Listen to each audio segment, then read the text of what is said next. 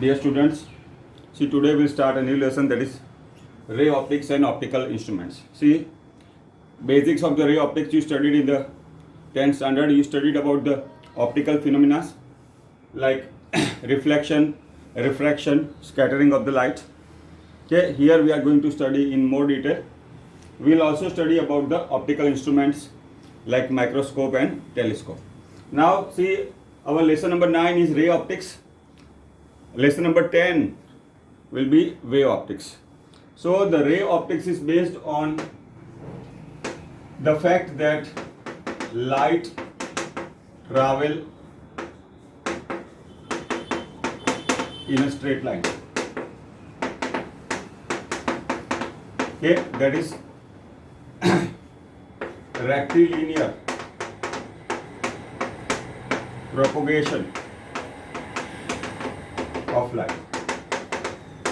Now see, in the earlier standard you studied a cardboard experiment.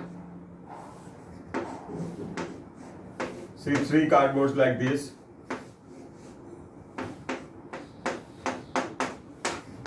Okay, now see, a candle is kept here on a stand. Okay, and here is our eye. Okay, now see, if the position of the one of the board is changed, so you will not be able to see. So that fact shows that light travel in a straight line. Okay, that is a rectilinear propagation of the light. So here we have to study the phenomena based on the rectilinear propagation of the light. See, we have to study reflection, refraction, total internal reflection,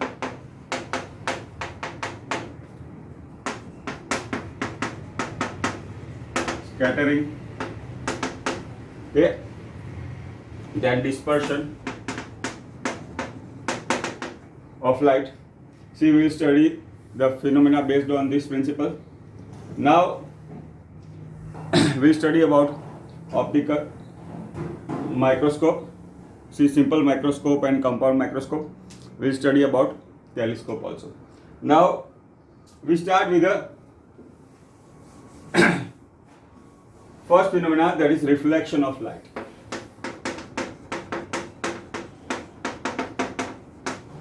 Now see, all of us are familiar with the plane mirror. Okay. Now see, when a light is incident on a polished surface,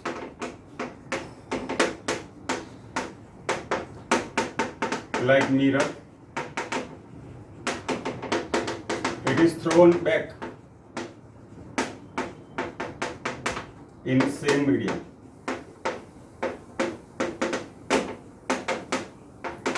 This phenomena is called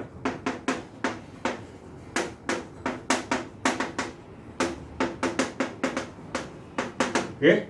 See, when a light is incident on a polished surface like mirror, see, it is thrown back in the same medium. This is called reflection of light. Now we consider case of a plane mirror. Now see, a glass, see, when it is coated with some chemical, so this surface has become a polished surface. Okay, now see the laws of reflection. Now see, this is a plane mirror, this is a normal or a perpendicular. Okay, now see the first law we have to see. Let us say this is incident ray. Now this is a simple experiment you can observe in the laboratory also. Okay, and this is reflected. This angle is I, this angle is R. Okay, so see the first law of reflection. See, the angle of incidence and angle of reflection are same. Okay, so that is the first law.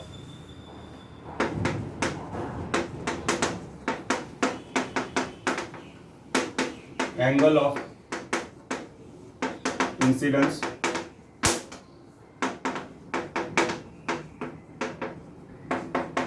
and angle of reflection.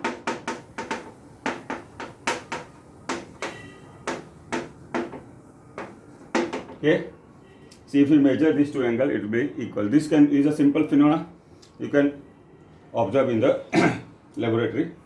Now, second law of reflection. See, the incident ray, the reflected ray, and the normal at the point of incidence. Now, this is a normal or a perpendicular at the point of incidence are in the same plane. Now, you studied it in the geometry earlier. See, to form a plane surface, we require three non-collinear points. So first point is this, second point, and the third point. Now this will form a plane mirror. Sorry, this will form a plane. Okay. So the second law, see the incident ray, reflected ray, and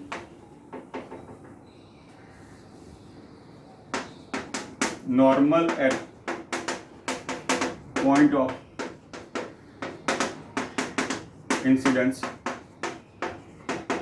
in. Okay, so this is the second law of reflection. See the laws of reflection again we can see. See the angle of incidence I and angle of reflection R are equal. Secondly, see the incident ray, the reflected ray, and the normal at the point of incidence are in the same plane. Now here we have considered for the plane mirror. See, but in the broad sense, we can use this law, okay, for spherical mirror also. Okay.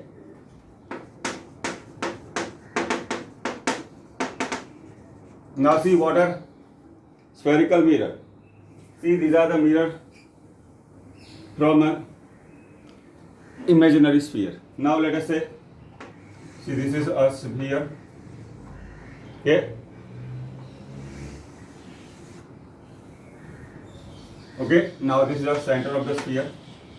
See, out of this we cut this part. Okay. And here we make an arrangement or we apply some chemical here. Let us say that, see the incident inside the surface, this surface becomes a reflecting surface.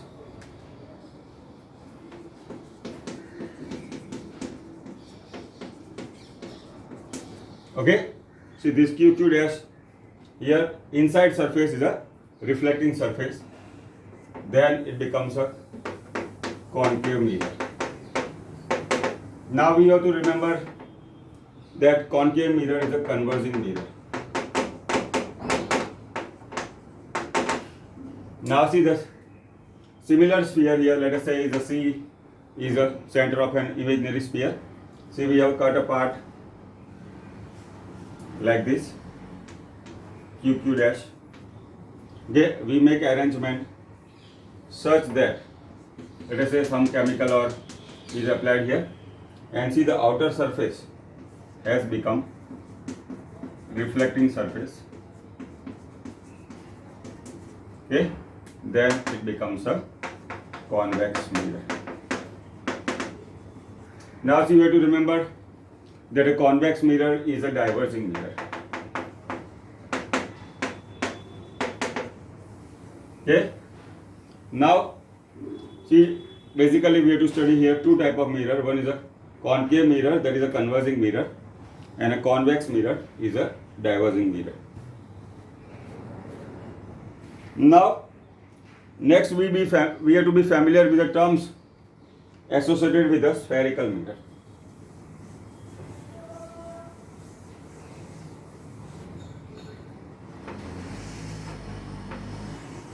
Now let us say this is an imaginary sphere. From this the mirror is cut. Now this QQ dash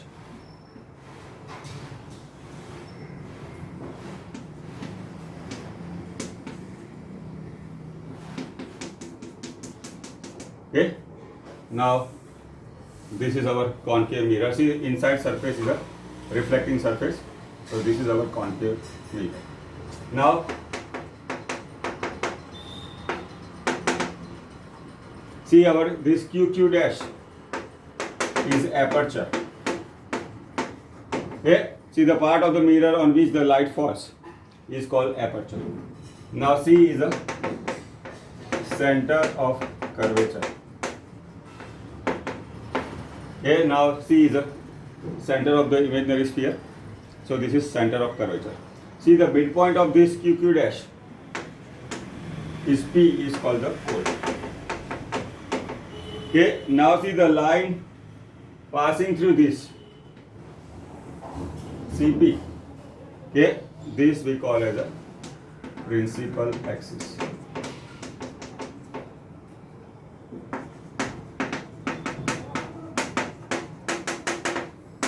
Line passing through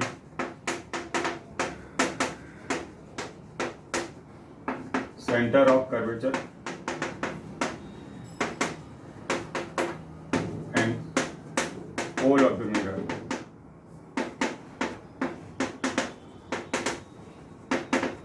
is called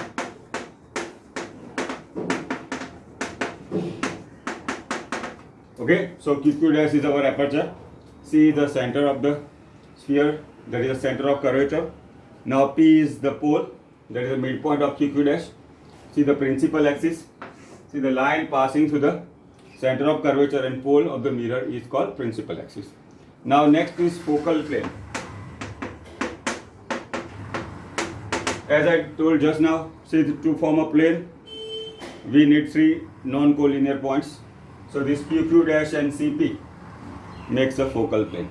Okay, QQ dash and principal axis, there is aperture and principal axis makes a focal plane. Now CP line passing through C and P we have called principal axis. Next is the paraxial rays.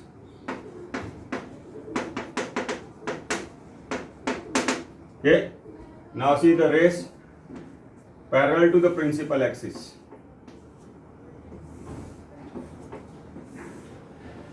Okay, rays parallel to the principal axis are called paraxial rays. Rays parallel to principal axis are called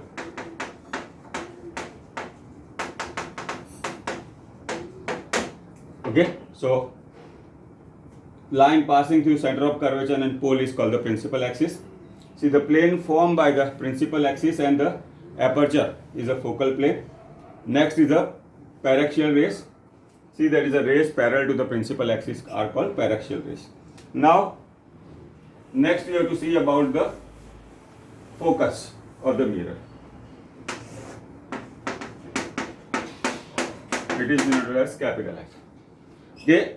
Now see the rays parallel to principal axis after reflection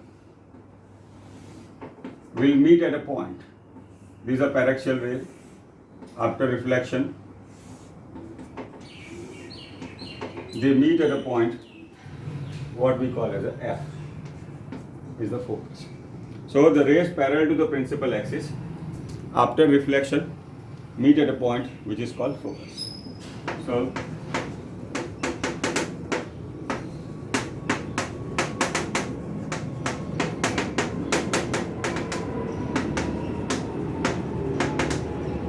see here we are talking of concave mirror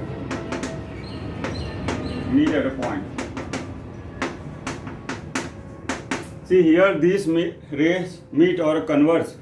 That's why see our concave mirror is a converging mirror. Okay, meet at a point.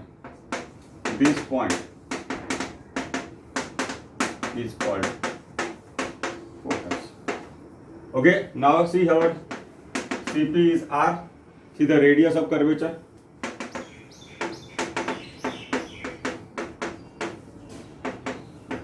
Okay, now see later on we'll prove the relation between center of radius of curvature and focal length. See this distance FP or PF is called F. There is a focal length. Okay. Now later on we'll derive the relation between radius of curvature and focal length F. Okay. Focal length we use the small f. Okay. So this is about the radius of curvature and focal length. Same rules can be applied and we can determine the focus of a diverging mirror, that is a convex mirror. Okay. Now see the next, we have to see about the sign convention. Okay. Next we have to see about the sign convention which are going to be used for concave mirror or a convex mirror. Now we have to use Cartesian sign convention. Okay. P is the pole, F is the focus, C is the center of curvature. Now see our Cartesian coordinate system, we are familiar. See, this is our x-axis, this is our y-axis. Okay. Now see the P is the pole. See in our Cartesian coordinate system, first thing, all distance are measured from pole. Okay. Second, now let us say we have a linear object like this, AB. See, we'll learn how to draw ray diagram also. See let us say the first ray is parallel to principal axis. Now see, rays parallel to the principal axis after reflection will pass through F. Okay. Now this is our origin, this is incident ray. Okay. Now first we have seen all distance are measured from the pole. Secondly, distance in direction of incident ray are considered positive, and distance in opposite direction are considered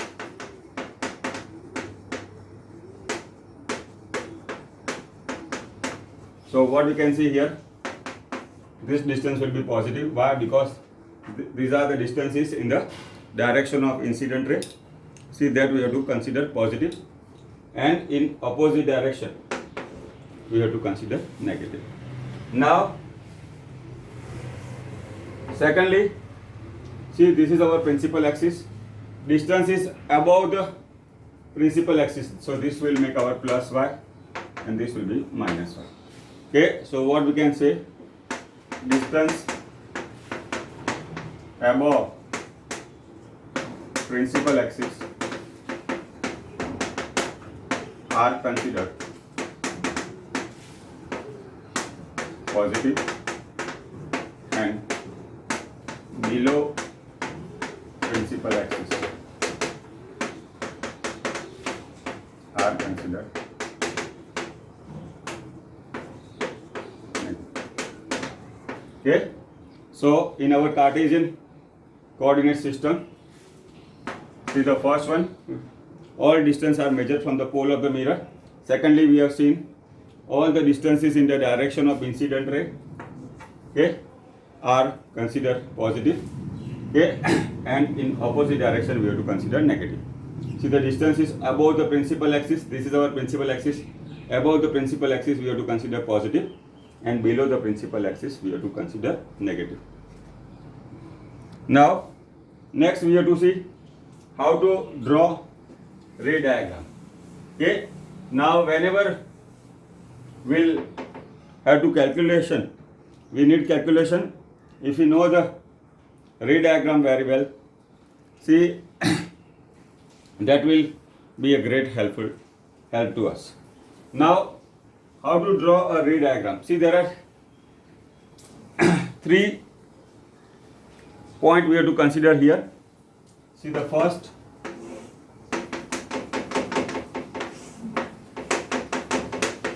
okay.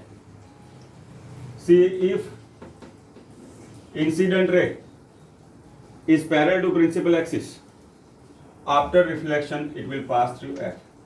Okay, if incident ray is parallel to principal axis, after reflection it will pass through F. Okay. Secondly,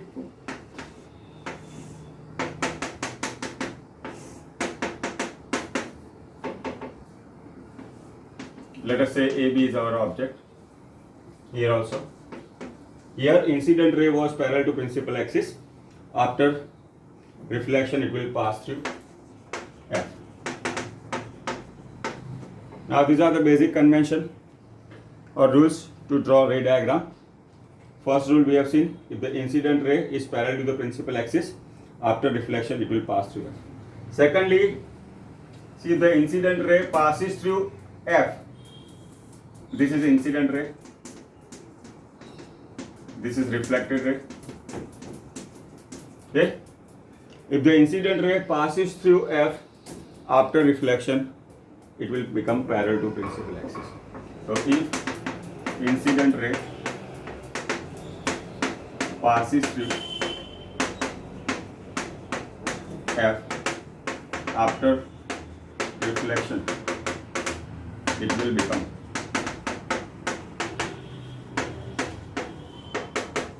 parallel to principal axis. You can easily note these two are just opposite. First, incident ray is parallel to principal axis. After reflection, it will pass through F. Secondly, if incident ray passes through F after reflection, it will become parallel to the principal. And third is a reversibility.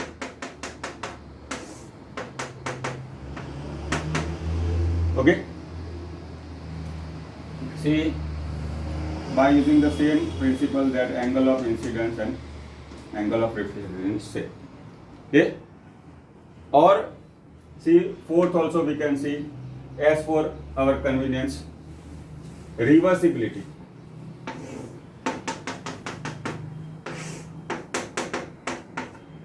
Okay.